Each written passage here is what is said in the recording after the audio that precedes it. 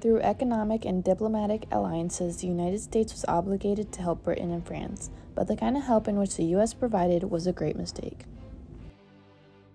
World War I was known as the Great War. It began in 1914 after the assassination of Archduke Franz Ferdinand of Austria. His murder gave into a war across Europe that lasted until 1918. During the conflict, Central Powers such as Germany and the Ottoman Empire fought against Allied powers like Great Britain and France with the addition of Russia and the United States. Due to new military technologies in the trench warfare, World War I saw uncommon levels of destruction. When the war was over and the Allied powers claimed victory, more than 16 million people were dead.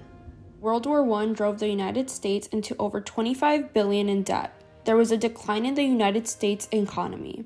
The Depression of Europe spread to America and left millions of Americans jobless. Banks were shut down, leaving even more people broke and unable to pay for basic necessities and taxes, which ultimately drove the United States even further into debt. Argument 2. World War I caused too many casualties and injuries of soldiers and innocent civilians. This war took the lives of millions of American soldiers and innocent civilians who witnessed their country fight. There were 20 million deaths and 21 million wounded. More civilians were killed than actual military personnel. This clearly shows the amount of unnecessary deaths and grief war can cause. It caused immense pain for many families, including those families who went long periods of time without knowing about their family members who were soldiers. Arguments. The United States was a victim of unrestricted submarine warfare. Should the United States not defend itself against it? We see the consequences of appeasement, but are still expected to appease for the sake of peace when the outcome is that of the opposite. The Germans wanted a place in the world. They wanted power, so they were ambitious. Ambition will not be tamed by appeasement. We had to defend ourselves. The refutation.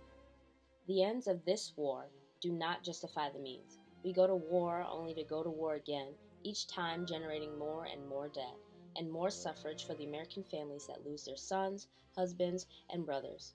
Was the United States truly justified if the Lusitania was a British ship? We'd say it's purely coincidence that Americans were on board, and we really didn't have a reason to join. Counter-argument 2. Russia was pulling out of the war, so we needed to support our allies. If we did not join the war, France and Britain would have lost. The United States would have lost all their economic ties in Europe, sending the United States into a state of isolation as they wouldn't have been able to trade, and that would have caused a depression. Reputation.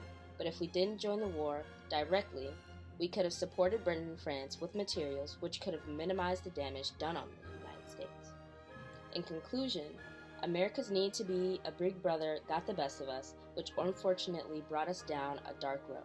We struggled immensely economically as we were driven into more and more debt.